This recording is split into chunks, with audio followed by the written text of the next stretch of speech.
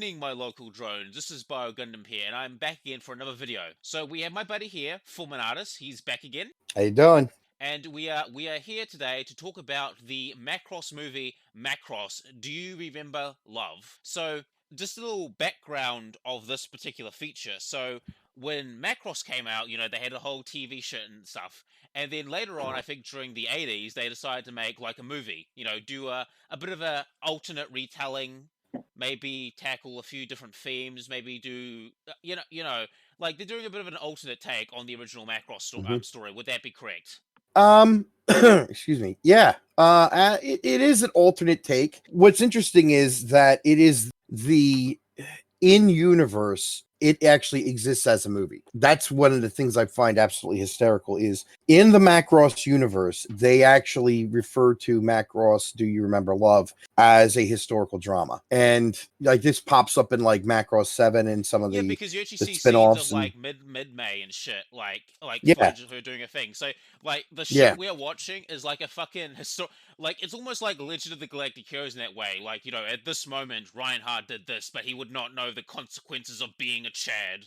Yeah. Or Yang Li, if he didn't drink that, you know, if Yang Li didn't drink that bowl of wine, you know, he wouldn't have been dazed and confused when the Earth Cult came to visit him. You know, it's like that type of shit. Basically like this is this show or this movie kind of does two things. One, like I said, it exists in the universe as a movie, and the other thing it does is it summarizes the main ideas and themes of the TV show, but it doesn't hit every single plot point. It kind of like truncates it, and it starts in media res. So like this is one of those. This happened a lot in the 1980s and 1990s.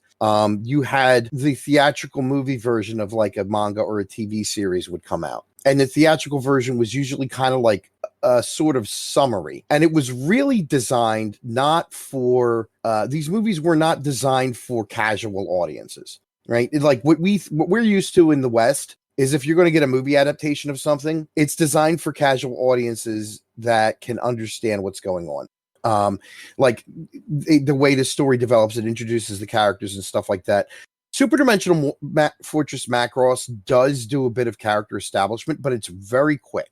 And what I think is very interesting is that like we cut to like when the movie begins, we cut to sort of like when they're in Jupiter. You know, and that would actually like, it's Saturn. Sorry, Saturn. My bad. Saturn, yeah. Sorry, Saturn. Okay, my sorry, fuck memory. Yeah, and the ship is actually in orbit of the Macross itself is actually like in orbit of Titan, Saturn's largest moon. I know I'm a friggin' astronomy geek. Okay, you can sue me. I am an astronomy geek a bit to a degree. Yeah. But yeah, you know, but what I think is very interesting is that it kind of cuts in there. Like it kind of cuts, you know.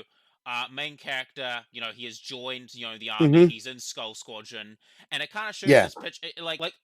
I do wonder, like, if you had not watched Macross, would you sort of understand stuff? Because I've watched the original Macross, and watching this movie, it's almost like you will get lost. Yeah, you will get lost, but it's like you will get lost. Yeah, but this is for the like this is I feel like this movie is a more like focused version on those who actually watch Macross, because they're like, yeah, you know, like you people in the audience know what happens.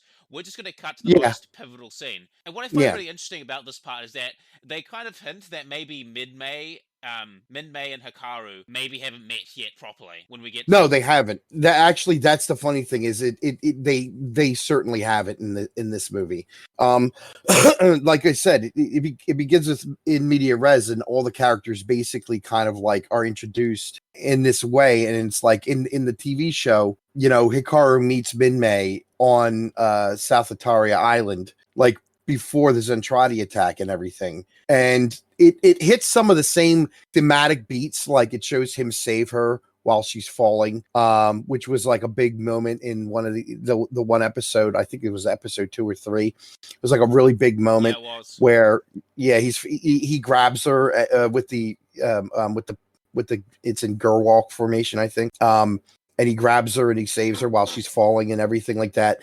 It's a fantastic, like, it's funny that it's also, it is definitely like designed and written for people who've already seen the show. And what's funny is I saw this before I saw the actual Macross series in Japanese. I I had seen, the thing is, I could follow it along because I had already seen Macross as Robotech. I grew up watching. Yeah, I know. I'm sorry. I grew up watching it. I didn't know any better. But I mean, I am definitely more of a Macross is superior to Robotech kind of guy at this point. But yeah, so I could follow it along, and I tell you what, man, it actually, watching DYRL put a hunger in me to see the original. It's almost like a tease.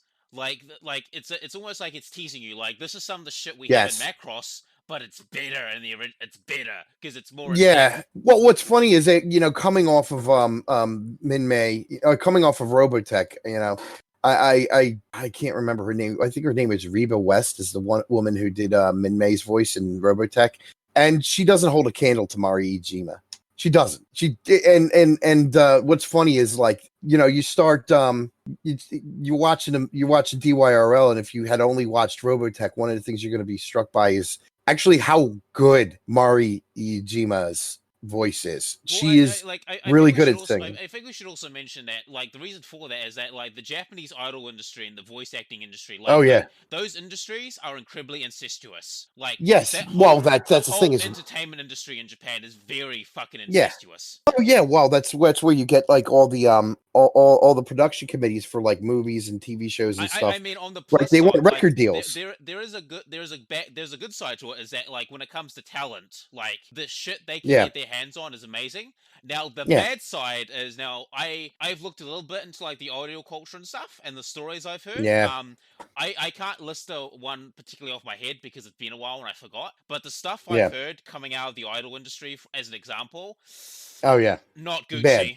It's Gucci. Rough. Well, what's funny is, actually, Korea's idol industry, from what I've seen, is even worse than Japan's. But anyway, getting back to Macross. What's funny is, it's the idol industry at the time in the 1980s. You'll notice is, like, and I think we mentioned this when we talked about the original show, is the idols were usually, like, they weren't teams, they weren't groups like AKB48 and stuff. Like, that's where it's been really kind of since the 90s, but, like, back in the 70s and 80s, it was like this single singer. And so, like, Min-Mei becomes this huge idol in the show, and she becomes a huge idol in the movie too. Yeah, have you seen the show Searching for the Full Moon? No. Okay, so to give you a rough idea what that show is, it's about a 12-year-old girl. She wants to become a singer, and she's got throat cancer. Like, she's got about a year to live, and she gets visited by these. It's like a magical girl show mixed with a shoujo tragedy, essentially. And these Shimigami show up, and they're like, "How about this? We'll give you the ability to turn into a 16-year-old girl, so you can sing and do all this shit, but you've got a year time limit." And basically the show is her, like, singing her fucking soul out. And here's the thing, is that a lot of the idols she meets, it's very single idols. When is the show from? I think it's 2002 or 3, like early 2000s. Yeah, that's interesting, because usually, like, it seems to me, now granted, I'm not in Japan and I'm not really into, like, J-pop and the idol scene, so, like, I can't really comment too much on it. But let me check when the manga came out. How old the manga is? Yeah. That could make a difference. Okay, so the manga came out January 2002, and it ended at June 2004, and the anime came out. Oh shit! The anime came out a couple of months after the manga. Oh, well. Anyway, let's get back to. I know, but I think that's just kind of an interesting thing. Like, it kind of showcases that, but Full Moon is an example, because if you look at other sort of idol shows, a lot of them are like the team, or or the fucking hunky boy band. It's very rarely like the single singer, the single guy, which I think is interesting. So anyway, let's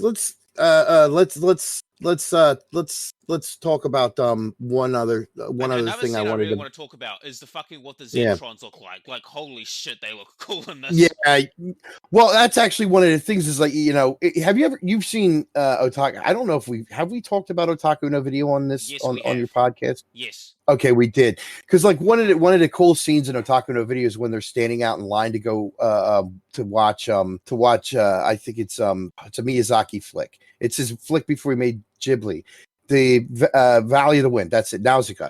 I think they're in line to go see Nausicaa when it released. And they got the drawings of the fucking robot. And the one guy trades stuff over for Macross, and he gets some cells and stuff from the Macross TV show, and everybody's like really flipped out because it's like, wow, oh my god, this is awesome. They're making or not the TV show, the movie. They're like, oh man, they're making a Macross movie. Wow. And so everybody gets like super fired up for that. And then they talk about some of the differences and the way they designed the interior of the spacecraft and the uniforms and stuff. And they're pointing stuff out. And it's almost like you get this feeling like, I mean, this was an event for a lot of otaku. You get this kind of impression that it was like some certain things were like major events, and it's like this is what Macross, because Macross the TV show had like a lot of production problems and stuff. Oh yeah, like remember, like one of the episodes, literally one of the episodes, like the fucking, I think it was Mira, like you know, Chad Maxwell having that fight in the park. Miria, and the sword like fight with knives. Scream. She's like, oh yeah, it's terrible. That is one of the worst animated episodes. And one of the other episodes is like almost entirely like storyboards, damn near, and keyframes. Some of which are like unfinished and not even painted and stuff. Oh man, it's bad. I think it was episode 14. Remember, I told you there was a TV version. Yeah. And there was a cleaned up version.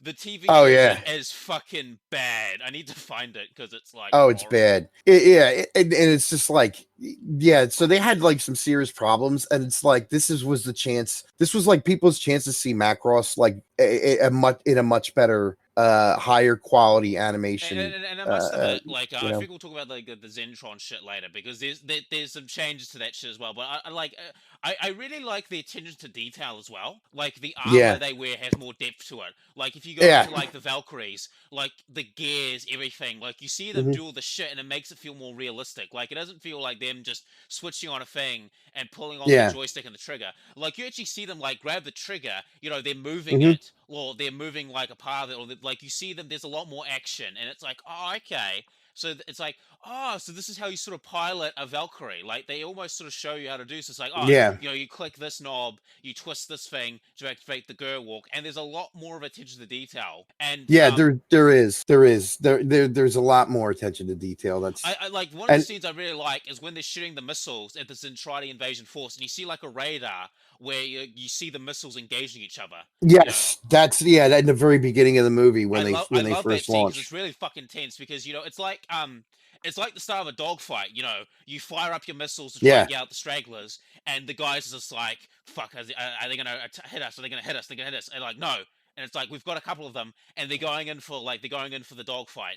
And I really like the detail of the dogfight because there's a lot more motion and movement in it. Like, you know, they're going into jet mode, they're strafing, they're transforming into you see Max just completely like just kick ass and take names.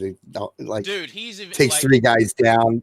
He rips a dude out of his out of his battle pod, and then like busts open his suit, and the guy decompresses and stuff. It's awesome. Dude, like fucking. I mean, we're going to talk about this later, but dude, if you thought Max was a Chad in the original, he's even more of a Chad in this movie. Yeah. He's the Giga Chad. Yeah. Oh no, he totally is. It's funny because it's just like the guy has ice water in his veins. It's so cool. Yeah, but anyway, talk about the battle itself. Like, I just really like the attention to detail and like the flow of the battle. Like in the original Macross, like they didn't really do a good job. I think one of the things, they didn't really capture the flow of the battle really. Like the battle, like there was like, you know, you have you ever seen like shows? I don't know how to get this, but if you ever see like a battle or you read about a history book, like you get this bit of tempo going. Like there's a tempo going, and I think the original Macross, it didn't really get that tempo going, but this show does. Like you get like the tempo of the battle, and then you know you have like the main force attacking the Macross, and they're going backwards.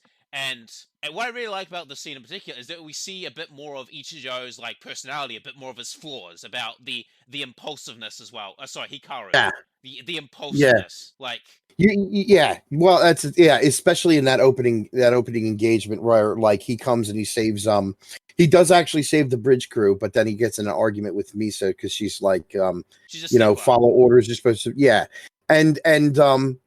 well, he basically says like, you know, I'm not going to take orders from a woman, and then she's like, what does he think, men are better than women or something like that, and like they get pissed off, and that should zero you in on like what some of the themes of the film are going to be, right then and there. And it's you know, that kind of like sets that sort of thing up. And then he follows like the Zentradi battle suits into the city inside the ship. And meanwhile, Min-Mei is in the middle of giving a concert, right? And they show like the lockdown, and so she's in the shelter and it gets broken into like by like a one of fucking the falling Zentradi like land on a Zentradi. fucking cafe or shelter and like crushed a bunch of people.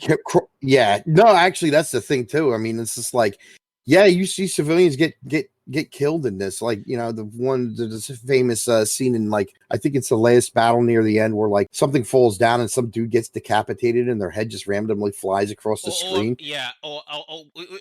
We should save this, but like when the Meltron invade the Zentradi ship, like we see a literal dude's Oh head yeah, crushed. yeah. She that's Miria. She stomps on, like, she kills a dude and stomps on his head. Yeah, no, yeah. It's like some of the violence is upped. I will say that the violence is upped. It's like I mean I think what's really impactful is like there's a really like you know the battle. Oh, actually we shouldn't blow our load too early. Yeah. But anyway, we see more of Hikaru's like impulsiveness. Now you can make the argument that in the moment he did the right thing, but him disobeying orders is not a good fucking precedent. The way he did it too, I think it's just like, you know, the way he did it, it's just he should have been. I don't know. I'm not going to say what he shouldn't or shouldn't have done, but it, you know, because it's a work of fiction. But like, yeah, his behavior is what really kind of made it worse for him, I think. Yeah. In the long run. But yeah, I mean, he goes in, he saves Min-Mei, kills the Zentradi that invaded the ship, and then they get trapped because the ship's transformed. And that's definitely a callback to the show where Min-Mei and Hikaru were trapped, you know, in the ship. And it's in this though, it kind of sets them up for romance. Whereas it's like they're by themselves, they're hot and fucking heavy for 3 days. Like and so like that forms the foundation of their romance, and that's where it really kind of starts to really branch away from some of the things of the show, because Min-Mei didn't realize what she wanted out of Hikaru until like the final like 4 or 5 episodes of the show. The entire time after they were after they got out of being trapped in the depths of the ship in the TV series, the entire time she was basically fickle and flighty and just took him for granted. And that's exactly, you know, there's really no other way to say it, is she basically took him for granted because she was young and immature.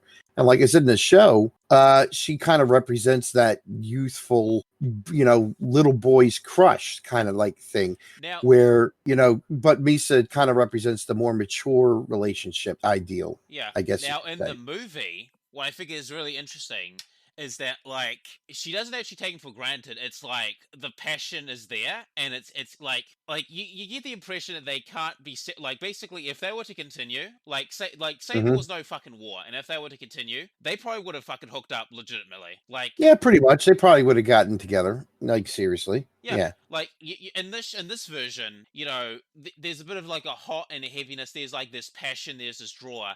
And they're like into each other, and there is none of this, and you know, we don't have Lou Typhoon Fag, you know, fucking things up. Yeah, you don't have Typhoon. Well, he's in there actually, like, but he doesn't like get in between them so much as like he more comes off as like her manager, and oh, is that like him? so, I didn't recognize him. I thought it was a different dude. Oh yeah, that's Typhoon. Yeah, that's Typhoon. Shit, like, really? Yeah, no, that is him. And so like he's basically acting like her manager, and like that's the scene. Like, and that's a funny. So like after they do get rescued, there's this huge, you know, scandal in the newspapers and everything. And then she's frustrated because she sees it on TV and everybody's gossiping about it, including the 3 little bridge bunnies, as some people refer to them as. Yeah. The 3 girls on the bridge of the ship.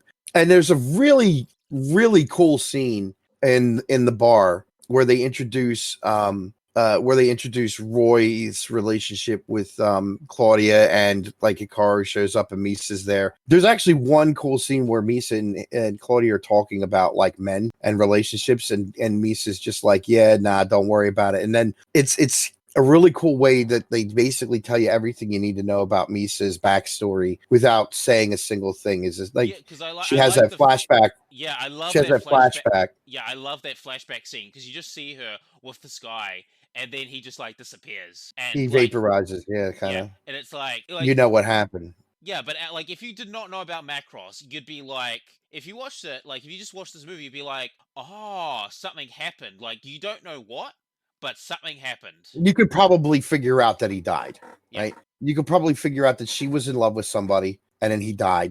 He joined the military and then he died. You could probably figure that out by the way he disappears, right? Because he disappears like he's being blown away or vaporized, but it's not violent. It's just like silent and like the wind blows him away. You know, like then it just kind of like the flashback fades out and it you know, her just stirring her drink with her straw fades in and she's got this like sad smile on her face.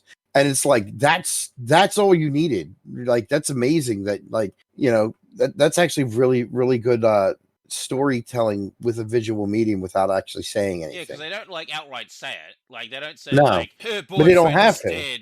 They don't have But to.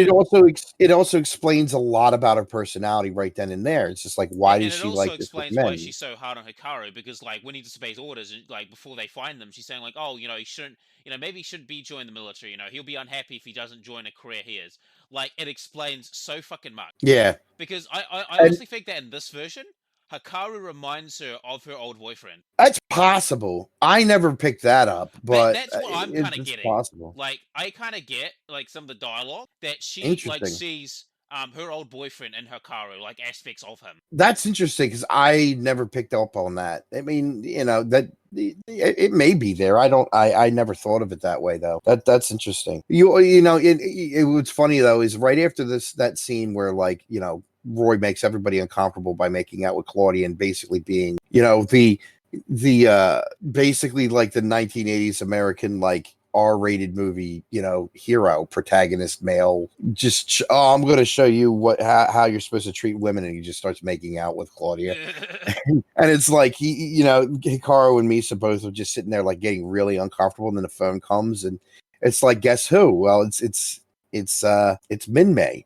Right. And it's like and they go on this date, and the date is actually pretty cool. Like it's I just like they the go, imagery and all the fucking thing, like the shining lights, you know, the people walking past, yeah, them running, them going to the hologram thing, them eating burgers and shit.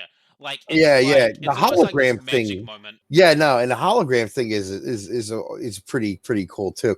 Well, if you're paying attention, when they go to the hamburger joint, she notices a couple guys like have figured out who she is, and they come over like to try to get her autograph, and so she like just hurries her and Hikaru out of there. Yeah, And that's how that how that part of the montage, you know, transitions to another part. I just like it how they sure showcase you like some of the experience of them going on this magic hour.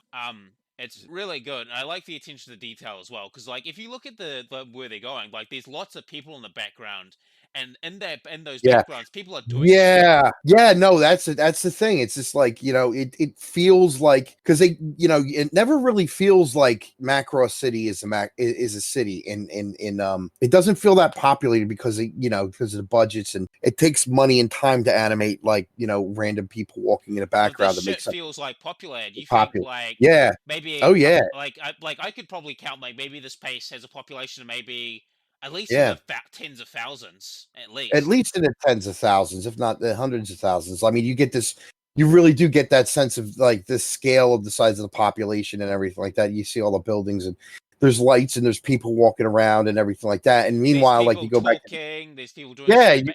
Like this is you go actually a back real to fucking city. yeah, you go back to the TV show, and it's either static or there's like nobody on the streets walking around or anything. Or there's very And few it's, people, and you it's know, like you're like, where are all the fucking people? Like this was a yeah, city. Like why are all the buildings just sitting there? Nobody's walking around. It's like it makes the place feel empty. Like if you're not paying attention and you don't really like and it does kind of like impact you. Like the first time you see the movie, it does like really impact you. Like, oh my goodness, like look at all these people. Look at the design of the streets. Look at everything, the way it's just like laid out. And it feels far more lived in than it did in the TV show. It just feels incredibly far more lived in. I that's something I really like.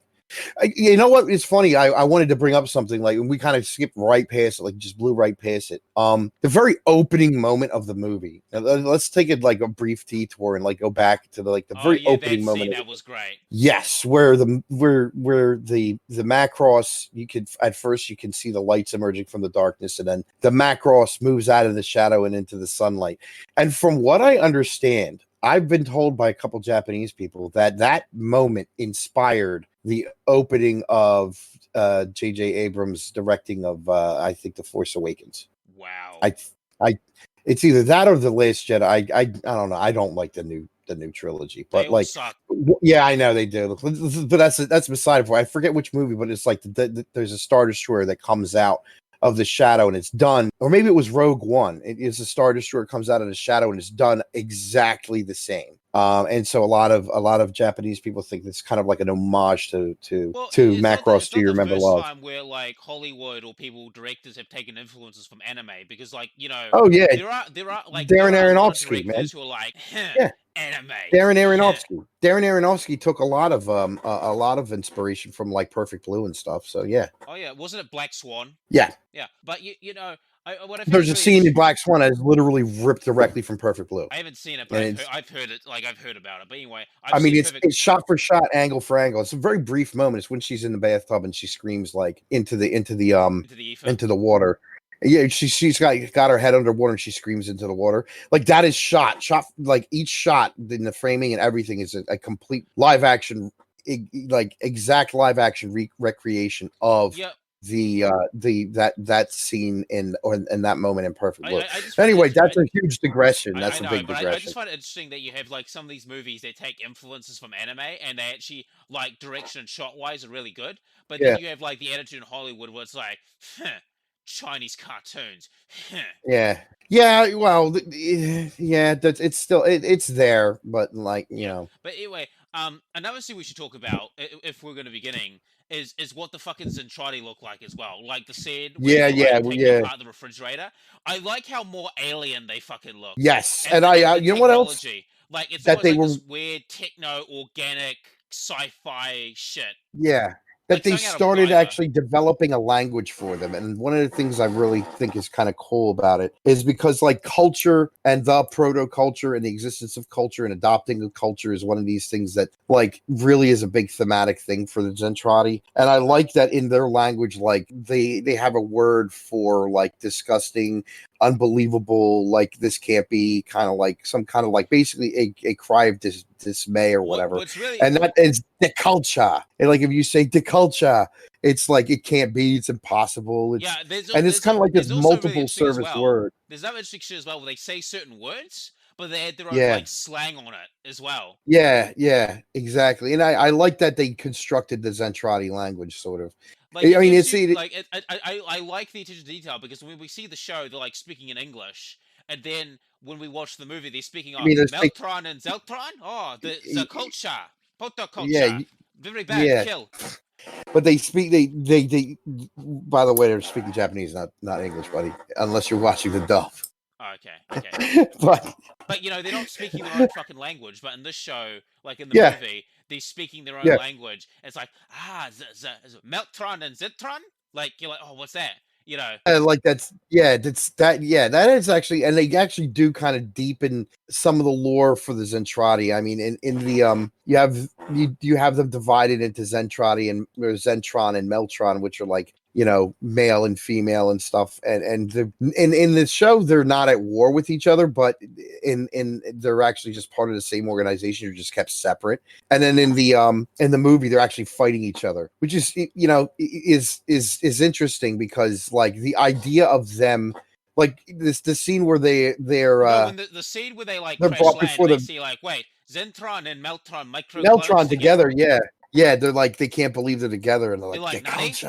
Nani? Cha. Yeah, they're horrified by it. Like they're horrified by it. And I love that scene. Like it is so fucking telling. It's like Meltron and Zeltron. Like they just the horror and disgust on their faces is actually like pretty cool. It's like well animated, and then that's the thing is like then they get they basically like get captured onto the spaceship. Wait, should we talk about like the scene before it because it's that where Hikaru takes her on, like they go from being on a date to Hikaru like basically stealing a plane. Yeah, stealing. Like, by the way, now your cousin was in the army, right? Now, what was the offense for doing that? Quick question. Stealing a plane or going AWOL with dude, you're probably gonna be in a stockade for a while. I have no idea what that is, but you're gonna be in deep trouble, man. Honestly, like, because especially to show it off to a girl, like, you know, like especially a high profile girl like that. Like, I don't know, like I don't know. Like, I have to talk. I have to ask. Well, I don't even think you he'd know. can ask him, but it's just like I like how like this is where we show like more of his impulsiveness, like Hikaru's impulsiveness. Like, yeah, I'm just gonna break military. Yeah, like I'm just gonna break military. I'm gonna take this chick on a jet ride, and you know. Basically, he's getting shouted down. He's like, "It's okay." Yeah. And then what I really like about it is because he's doing that, like the fucking Zin try to pick him up on their scanners, and so it's like, wait, a single ship? Oh, we're gonna go capture it. Yeah, and they wanted prisoners to interrogate, and then they get everybody, and then that ends up like that's when a lot of the story beats from the best story beats from the show kind of take place. Yeah, when they do, like, but the they're different. The kiss scene is between Kaifun and Minmay, and you can tell like he doesn't want to do it, and neither does she, but it's just like, fuck it, I'm not gonna die. And it's like the and Hikaru is you know, he does kiss Misa, but she slaps him. It's like right before they get into the while they're escaping, right when they get into the plane, and like the Zentradi like storm in, and he gives her a real quick kiss, and she's like she slaps him. Meanwhile, they're stunned, and he's just like, "Damn, you're cold." And it's like, I mean, it's funny, but it's just like, I'm sorry, if I got to choose between you slapping me and us getting stepped on, I'm going to choose you slapping me. You know, yes, it's like, so I really like this interrogation scene because the Zentradi come off as a lot more threatening and intimidating. They're like, answer these questions, Meltron, and like, well, did you look at the interior of the ship? Look at the very interior of the ship and how it's designed. Well. It's like, oh yeah, like it looks like something out of the fucking Tyranids or something like that, or Guyver. Like, it's so alien and like, yeah, it's got that like bioorganicness that you'll see in like later, like the late 80s, early 90s stuff. Like you said, like a Guyver. I love that fucking aesthetic to hell about yeah. I just like it because it sets this mood of, you know, because like in the original TV show, it's like, oh, it's this metal ship and shit, and you know, there's some weird thingamabobs, but you know, in this show, like, it looks alien. They're these huge giants. They got like these extended cranium. They speak this fucking language, and they've got like a translator and say like, you know, we've decoded your language, Meltron and Zentron microclones. Yeah. And I like the interrogation where they're like, what is birth? Like, what is born? Like, they don't how does that happen? Yeah, you weren't cloned. It's like, yeah, that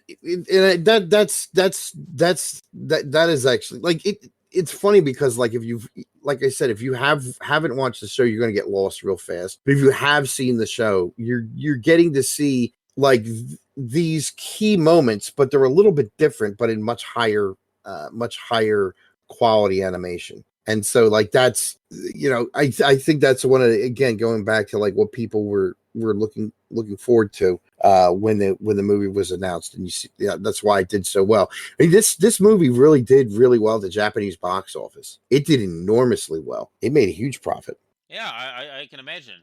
Yeah, so you know, they get captured, and I think this is when we start to see differences. This is when the Meltron attack, because you know, throughout the movie they mention Zentron and Meltron together, and it's like, what the fuck's a Meltron? And then you see the Meltron. And they're like, holy shit! And it's Miria. I'm like, bruh, why can't I date this? Yeah, it's Miria. She's in it. She's leading a fucking kick-ass fire team. Yeah. Like, she's just slaughtering dudes left and right. She crushes a dude's skull, and I'm like, fuck, this is metal. Yeah, and it is pretty awesome. I mean, it is pretty awesome, and it's like I said though, it's also like rather brutal. I mean, you know, it's not happy. It's not happy at all. It's pretty brutal. Blood everywhere. I also thought Roy's death in this thing was really awesome as well. Yeah, when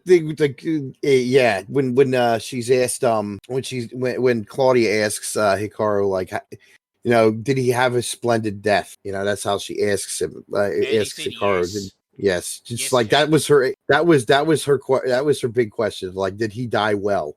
Did he have a splendid death? And yeah, he pretty much went out with a bang. He pretty And much went out I with a must bang. admit, that has to be like the thoughts of the And wives of that was every. that was also Kamjin Krevshera's, by the way, the guy he fights with. That's Kamzin Krevshera. That's the blue haired guy in the TV series. He's the blue haired guy at the very end who's Oh, so that was him. yeah, that guy, the guy who like crashed his ship when he first appeared, crashed some of his, he Oh, I jumped it right remember into that the guy. Yeah, the fucking guy where Centrati the main fleet. commander's like, "Oh, motherfucker, not this Yeah. guy." Yeah, that guy. Exactly. Yeah, that's a funny thing. It's like that was him. And so Roy goes out killing him. And that's like one of the that's a pretty splendid death. He took out one of the biggest assholes in the Zentradi force. Hey, And then he did his good deed. and then they get flung back to Earth because they're on like the very outskirts of the fold maneuver and the space this is fold. one of my favorite scenes. We're like, "Oh, where the fuck are we?"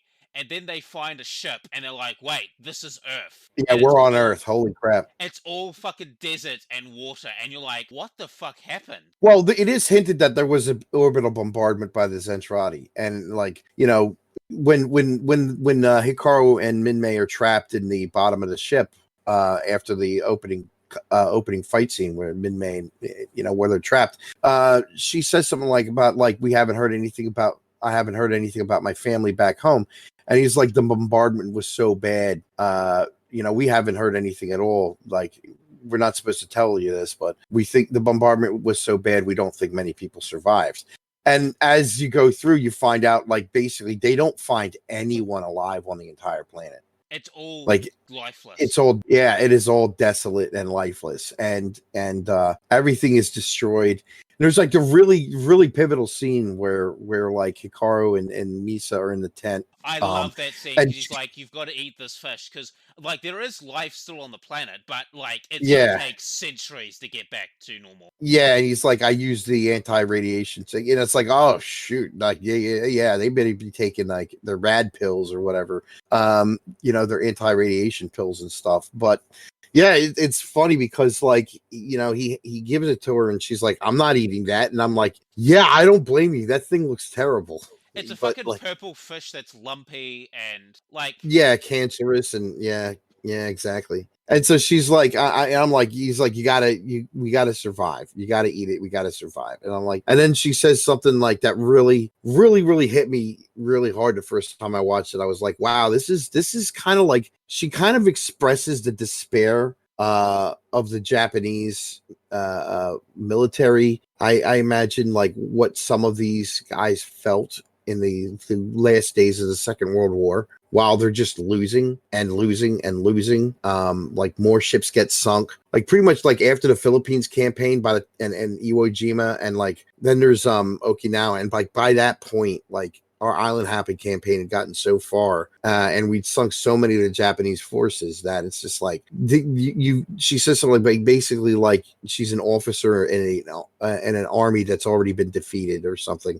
I forget the exact line, but it's like, yeah, that's that kind of resignation to her fate. And it's like there's I mean, if the Japanese are good at anything, it's installing fatalism in their people. There's definitely some shades of the Second World War in it. Like just like the first show, like there's memories of the Second World War in almost in any Japanese anime from like the 1970s or 80s that deals with war, or even the 90s.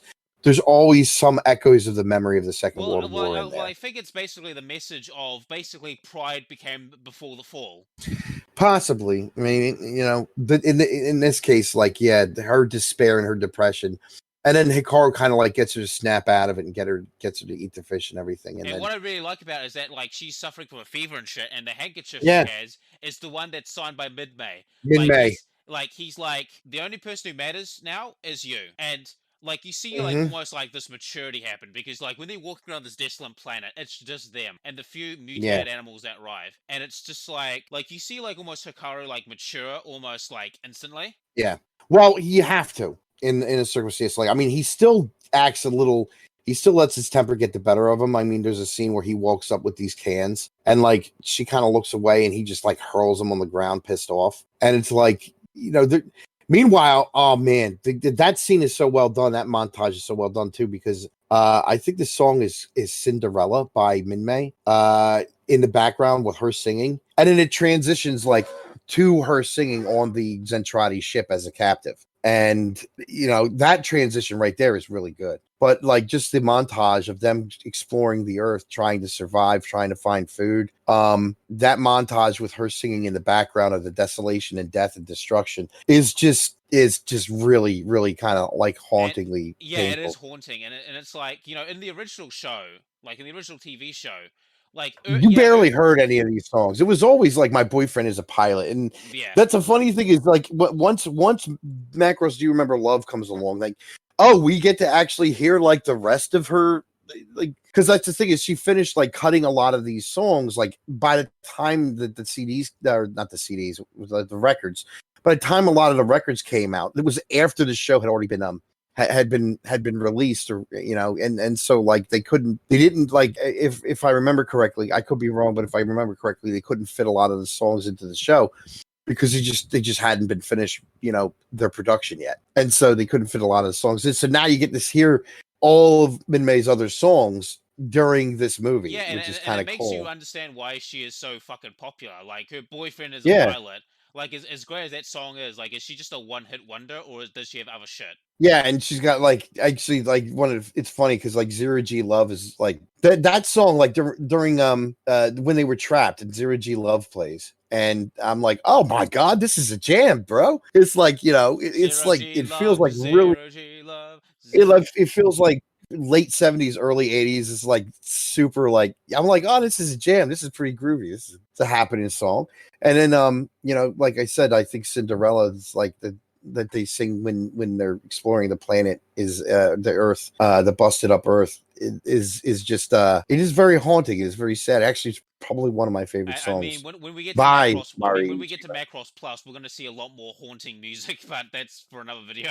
Oh yeah, that's for another video. Yeah, absolutely. Yeah. But yeah, no, it's great. It's like oh my god, there's so many great scenes in this movie. It's just it's really like I still remember it now. But anyway, another scene. Should we talk about the proto-culture city they find?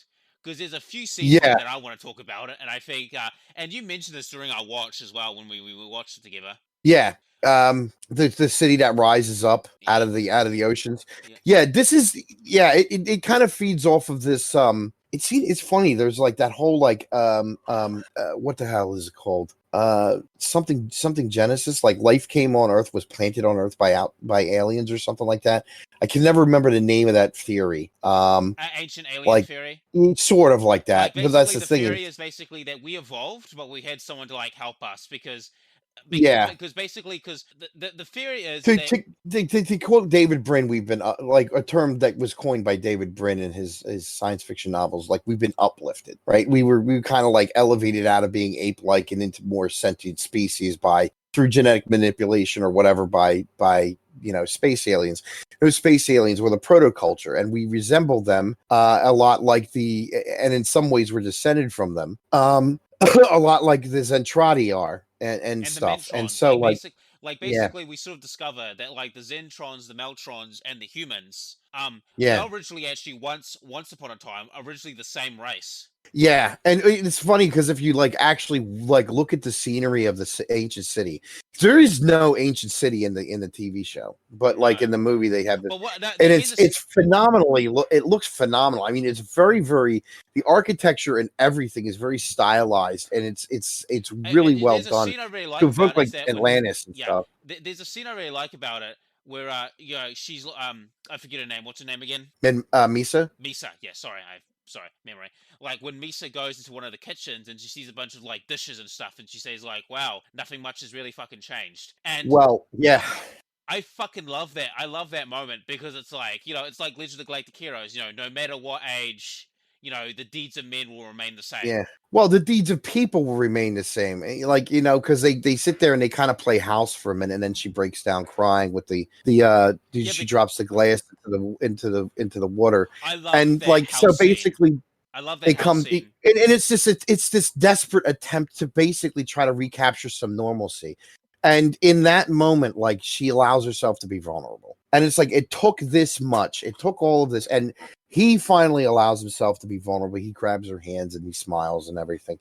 And then, like, they basically kind of like fall in love there. And what's really funny, and it's a blink if you'll miss Yeah, it. you had to point it out to me It's because like, I'm like, when I watched, I'm like, hey, wait a minute, and then we went back to that scene. I was like, oh, yeah, because it fades to black, and then the screen comes back up, and it's like nighttime, but it's like dawn is coming. You get this sense, and the camera kind of pans around, and then you see Hikaru standing there gazing out onto like the ruined city, and she comes out of the house and she's zipping her uniform up like she just put and her cleaning clothes up her on, hair, like she's like, and yep, and that implies that they it doesn't say anything, but this is like, that kind of imagery is, it implies that they were consummating their relationship, let's say.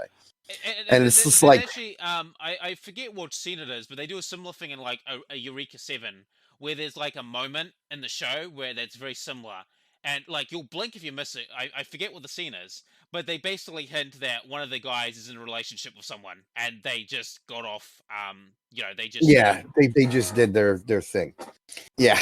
And it's like, and that's like, yeah, at this point we're like, what, 2/3 of the way into the movie, and it's like, while she's there, she finds like the lyrics to the pop song from the proto-culture era, and she finds the lyrics. Meanwhile, the Zentradi have the music, the sheet music, effectively, and that there you get the two like interweaving things, because the bulldozer, whatever, however you want to pronounce his name, the big, like, I guess you could say, Supreme Fleet Commander machine person in of the Zentradi. He thinks that this is some kind of a key to defeating the Meltrani once and for all. And so, like, the entire fleet, like, is going to mass around Earth and destroy everybody and try to get their hands on this thing.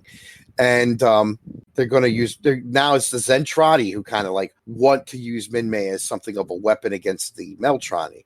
And so they initiate peace talks, but Bulldozer really he fully intends to stab the humans and everyone else in the back. Like, it's obvious. yeah. But like, then they talk to Britai and Exodor and everything, and that's when they get their hands on the music because they taught it to Minmay. And it isn't until later in the movie where Misa starts translating the disc and realizes, holy crap, this is the lyrics sheet to that song. And it's like, meanwhile, people are just trying to like write the lyrics, and it's the song really is like one of the big pivotal themes about it, around it, because it's like funny, because like when Hikaru and Misa like allow themselves to finally become vulnerable, and they finally like just surrender, and he grows up in that, like you mentioned, he matures, he grows up, he becomes a man, right? And at the same Yeah, time, like because like if you look at like the movie, like he's a boy being a soldier, but now he is a man. yeah, now he's a man, and he's taken on the responsibility and sobriety and seriousness of being a man, right? He's gone through a lot of these events that will make, that part of like that heroic journey. Your mentor died, all this other stuff. Like, he's undergone some of these trials, and it's refined him. And similarly, like, Misa's gone through this stuff and she comes out stronger. But here, the funny thing is, she also comes out more feminine, right? And that's the funny thing. Like, this show is so much, in so many ways, of a refutation of like where we have gone, and not just a refutation, but like it's almost like a desperate plea. Like, this is a warning. You're going to go down and end up like the Zentradi and the Meltrani if you keep this up. I Like, with we're actually like, not to talk about like current day, but we're actually getting there. Like I was talking to my nana about this and shit, and I basically said to her, like, what I see now is the death throes of a dying culture. Like, I sometimes wonder to myself, like, yeah. is this what the Romans felt like in, before like 400 AD, before the big day happened? Like, Just go read Augustine after the Visigoths sacked Rome. Just go read City of God. You'll see how the Rome. It's a little bit of how one Roman in I'm getting the particular impression, felt. is this what this is like to see like, because Yeah. I see, like, I'm seeing the Western world and all this shit, and I'm like, I don't think there's no return. Like for me, at this point, it's Uh, like I don't want to get too political and get off topic, but I do want to say, like, I do want to kind of like keep it tied to the show. So, but okay, like, maybe we'll talk about this aspect later. But you I need some like it of that, how yeah. But like if you were to show this nowadays, like it would be booed and complained about because of it being oh yeah, no, everybody would find something wrong with this show and the movie, and it's like, but I look at it and I watch it and I see this. This is sort of like this inspiration, right? It's like. I will let me digress into talking about another movie. This one is by Miyazaki. There's this amazing scene. I think it's Up on Poppy Hill, and there's this amazing scene in the movie where you have this bunch of, I think they're in middle school, or I think they're middle schoolers, and it takes place either in the Taisho era or like the late 40s, early 50s. It's either in the 20s or late 40s, early 50s after the war. And I don't remember exactly when the movie takes place though, but I think it's Taisho era, like late 20s or so, mid to late 20s. But anyway, so it's a bunch of school kids and it's middle school, and the boys and the girls are kind of separate. They hang out with themselves, but the boys have this big giant clubhouse where all their clubs for the school clubs are. And at one point, like the girls go in, and they're struck by two things: one, all the cool stuff that the boys are doing, and two, like the place is a pigsty. It is absolutely filthy. So then the girls recruit the boys. To help clean the place. So the boys and girls clean the place up. The girls help the boys get organized. But then the boys like kind of like draw the girls into this incredible world that they're building. This incredible, like all their interesting things, like the newspaper club, there's a literature club, there's an astronomy club, there's all these other clubs, and the girls are like, they discover like all the stuff that the boys are doing, and they get really sucked in and drawn in.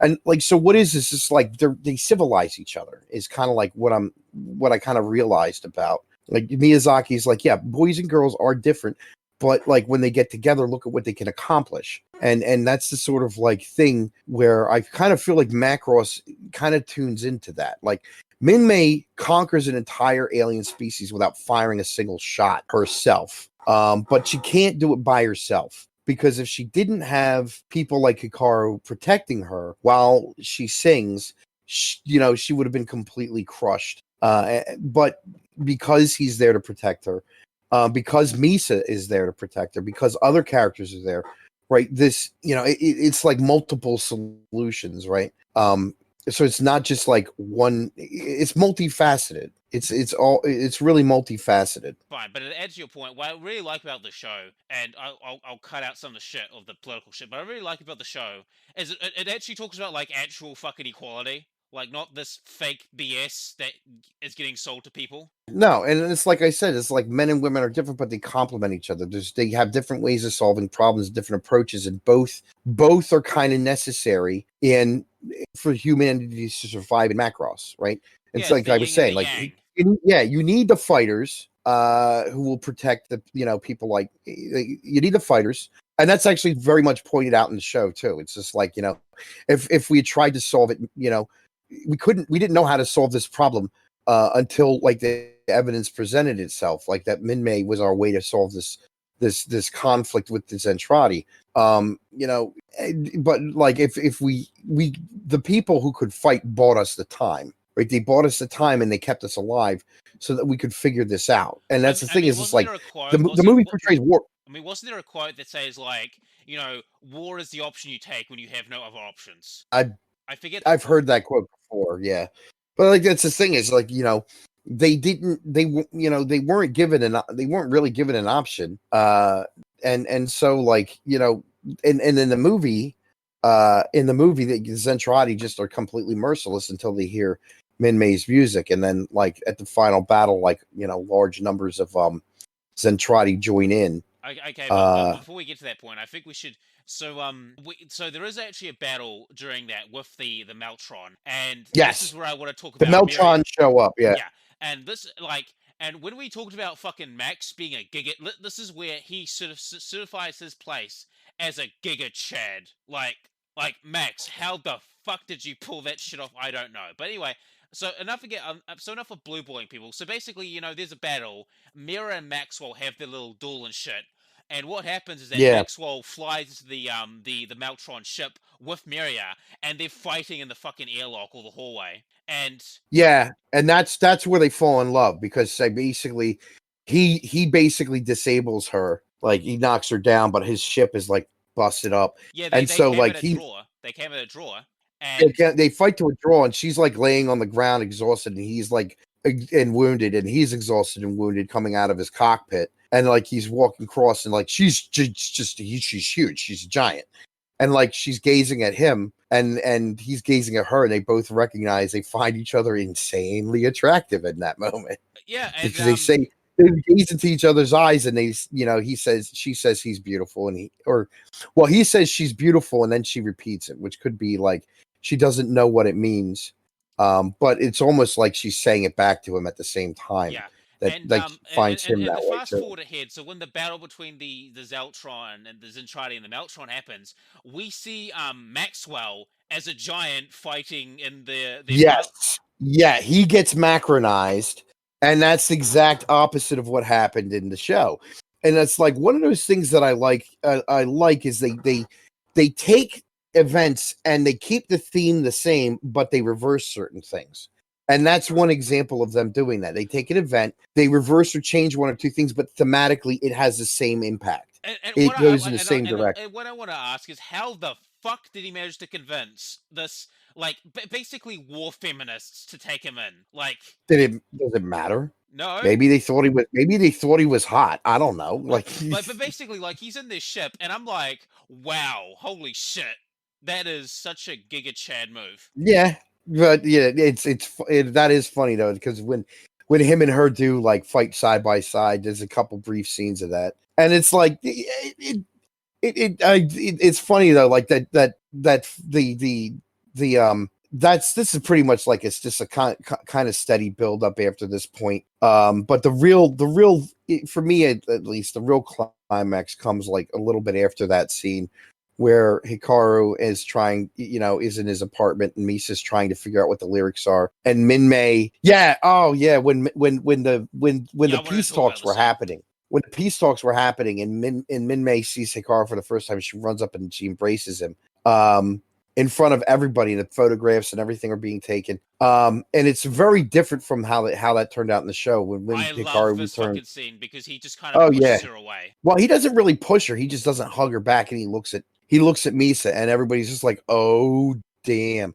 Like again, the scandal of this, and it's the scandal of this. Like, here is our songbird, and she's back now, and you were her boyfriend for a while or whatever, and then she's in love with you, and you don't like. He's got to be hated too, but like it's one of those things where it's just like that like busts her heart. I mean, she comes to his apartment. I just love it. And I love that scene because basically, like, they had a thing and now it's over.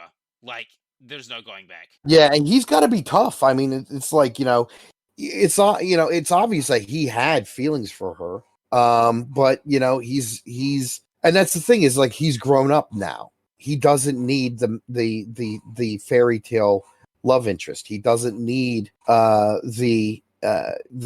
he doesn't need the young schoolboy crush type girl. He doesn't need her poster on his wall anymore, right? He doesn't need to do that. He's found a mature woman that he can work together with and achieve goals, right? And it's not just about fun. It's about working together and going forward. And that's like when Mises comes in and she's upset because she found the lyrics and she's delivering them, and then she realizes, like, she sees and she misinterprets what's going on, and then Hikaru's just like, wait, and then Minmay realizes, like, she's not getting him back. She is the third wheel at this point. She storms out, and then Hikaru basically says, "You're the one I want next to me. You're the one I want by my side." And it's like that talk there is, you can tell, like, for a moment, because Misa thought, you could tell that she thought that she couldn't hold a candle to Minmay, that she was going to lose him. She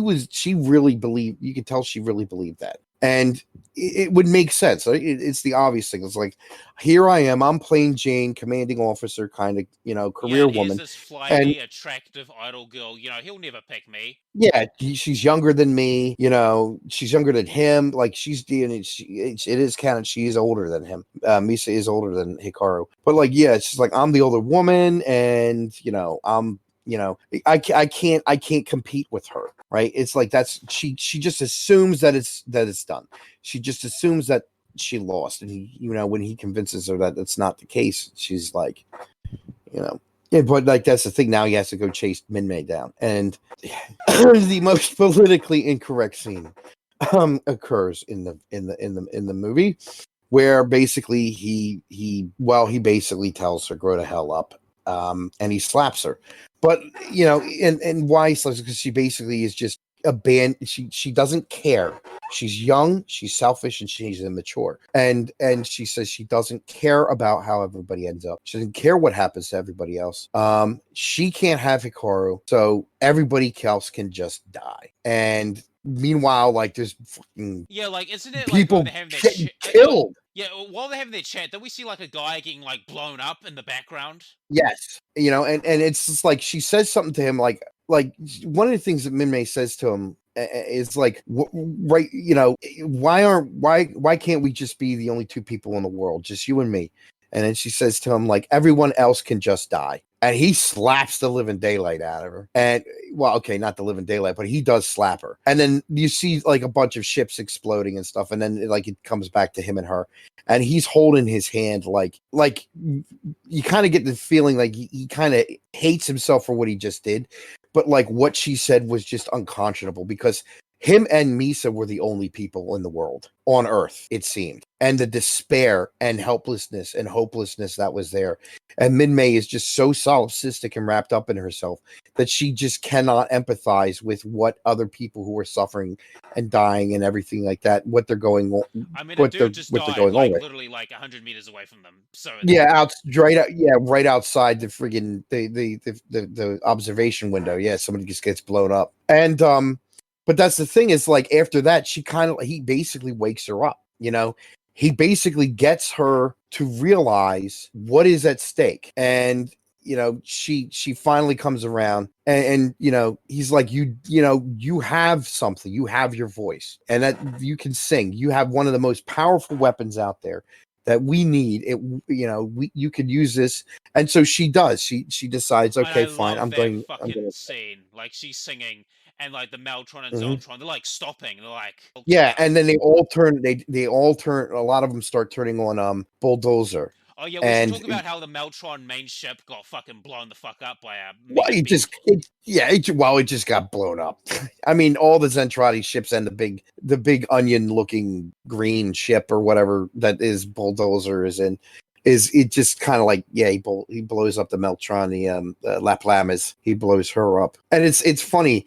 Because that's that after that it's just like, okay, we're done. We don't need to use this song. We just need to like mop up the Meltrani fleet and then just kill all the humans. And then that's when like around when he completely backstabs. It's total backstab. Yep. You knew it was coming though. You know it was coming. And then, but like, yeah, the ending song. The ending song where the ending battle is I love fought. the tempo on this battle as well because there's like explosions everywhere, massive ships, and then she starts singing that song, and then like the tempo stops. It's a very different it's strange because like you've got it's the middle of this battle, and there's death and destruction all around in space, and she's singing this love song, and the lyrics. Even translated, the lyrics really do like hit hard. There is a lot of wistful, like there's a lot of memory. Like it is. Let me put it this way: it is so nostalgic. Like to hear it, like if you like when I heard it was as a kid, it was so nostalgic to hear it in Macross Frontier at the end that it almost brought me to tears. Like when I was watching Macross Frontier, where I think it's Ronka sings Do You Remember Love? And it just like evoked a lot of those emotions that, remain behind. And it's funny because it's an interesting it's an interesting thing that this was an ancient love song and an ancient pop song, and like, you know, Exidol and Britai are talking to each other, and you know, Britai and Exidol are talking about it, and Exidol says like, I think this song is awakening the memory of culture in our genes from thousands and thousands of years ago. And so they kind of talk about it. That's when Britai basically says, all right, we're going to join the humans. We're going to protect the humans, and we're going to help destroy, you know, Dolza. And then, you know, other forces start to, you know, join the fight as well. Look, fuck this Dozer guy. Let's fight with the humans. And yeah, and so so like, yeah, Hikaru ends up going in and he blows up, you know, Bulldozer in person in his face, with like Minmay, image of Minmay on the heads up display behind him. The Zentradi heads up display. And then the weird thing about it is because, like, yeah, he's going in, like, you know, he flies in and he's like, you know, the what's it called is behind him. The Macross is behind him. So basically what's weird is then it's kind of surreal after Bulldozer is defeated. The battle seems to come to an end, and Bulldozer's ship just kind of starts disappearing. Like sections of it just start to like glow and then fade out. And it's almost like it was being held together by like force fields and in illusions. And without him at its head, it's like this whole thing was just empty. It wasn't really as powerful as it looked. If you look at it, like, he's literally just hooked up to this damn fucking thing. He's like a dreadnought, but a spaceship. Yeah, and then finally, like, it just blows up, and like the battle is over, and there's this weird sense of like relief. Like you see all the characters on the bridge, and it's just like very quiet, and you know, there's not a lot of dialogue. And then like Misa and Minmay have this like conversation with each other, with is just they're just like looking at each other, right? And I remember a buddy of mine when we watched this in college. A buddy of mine says like women can just talk to each other with their eyebrows. And I was like, what? Women can talk with their eyebrows? He's like, yes, they can. And then like later we're watching this movie and he's like, look, see, Misa and Minmay just had a conversation with their eyebrows. That was it. Like, we're men, we can't understand it. It's just a different language. And it's like, I mean, he's not fucking wrong. But like they do seem to have some kind of exchange. A wordless exchange where they come to an understanding. Like, you know, Misa, you know, apparently like doesn't see her as a rival, or possibly sees her as a potential friend. She gives Minmay her approval or something like that. And you know, there's something conveyed there. I'm just really not sure what it is. Listen, but there is something Czech, so it's fine. No. But like, you know, that and there's this interesting you know what sense it is like? of, it's like when two dudes like exchange fists with each other. Like, you say everything you need to say. maybe you kind of come to understand the other person. Yeah, maybe. And then like, but there's this sense of like finality, but also like that this is, you know, you're on the cusp of something that has just begun. Like, you know, the film leaves you with like that kind of feeling, like at the very end. And then Minmay's like counting 1, 2, 3, 4 over and over again until like her concert begins. And this is all the ending credits roll over the footage of her having a concert, and that's all from like I think Flashback 2012, which was an interesting Flashback 2012 was kind of like a bunch of music videos kind of crammed together, and like scenes from the TV series and scenes from Do You Remember Love, and interlaced with like some concert footage, and some new footage, and that new footage is the SDF-2 Mega Road launching, which shows like Hikaru and Misa as the captain of the SDF-2 launching the ship like near the end of the concert, right? So like the concert goes on, and Minmay is like singing as the ship launches. And it's an interesting movie, but it's and like I said, that the credits that go by are like are taken from portions of Flashback 2012, parts of the credits that roll by. But yeah, this movie is it's got a lot of nostalgia for me. It was the first real taste of Macross I got unfiltered through Robotech. It was the first real actual taste of Macross I received. And I really like miss it. It's incredibly well animated. It looks it's beautiful. gorgeous. Oh yeah, for Beautiful the self-shading animation. Like absolutely. This is a staple of the 80s. Yep, it is. It is a great example of like 80s animation. It's very well directed. If you have not seen the show, it's not going to make sense. But if you have seen the show, it will make sense. And it will be very enjoyable. And like I said, the other thing is it pops up a lot as a historical movie in the rest of the universe after that.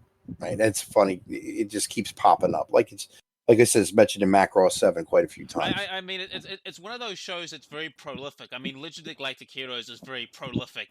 Not to a massive extent, but it's very prolific in a way. Yeah.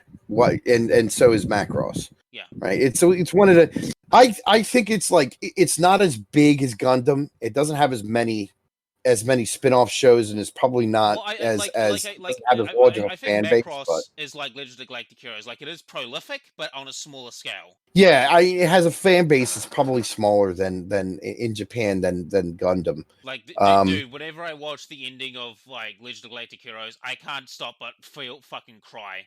Like, yeah, I can see that. And at the end of this movie, like whenever this movie ends, it's funny. I kind of get this weird kind of like feeling that I get at the end of if I watch certain movies, like especially science fiction. This is kind of like happy, sort of nostalgic feeling I get afterwards, like sort of hopeful. I don't know how to describe it, but yeah, at the end of this movie, I mean, whenever I watch Legend of the Galactic Heroes, I feel a profound sadness and joy.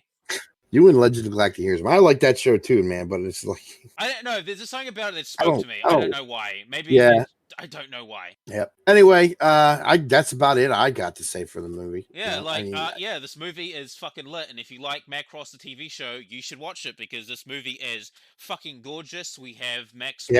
You know, he's become he went from Mega Chad to Giga Chad. You know, like the meme, like the music playing, like I actually should make that meme actually. Like, you know, like at like TV Max, and then like Movie Max, which is him like with muscles and a six pack, and like Well, I hope you guys enjoyed it, and join us for when we do Macross Plus, because oh boy, that'll be next. Fucking banger. Oh yeah, I'll probably have more to say about that. Like, like Macross Plus and Macross Macross Plus and Macross 7. We're gonna have a lot to talk about because we'll do a little spoiler. Like, Macross Plus is probably one of the most creepiest mecha shows I've ever watched. Really? I never thought that, but I will say, like, Macross Plus. Okay, when it came out, show I've never watched, but it is maybe I was being a bit hyperbolic. Like, that when it came out, creepy. When it came out, like back even to like the late 90s, it was considered by a lot of people like the best animated OVA ever made. Yeah, like I don't know if it counts as. I don't think it counts as that now, but like at the time, a top like 10. You know, like I would give it like maybe a top 10. It still looks beautiful, but yeah. But like anyway, guys. Bye bye, John. Yeah, I'm sorry.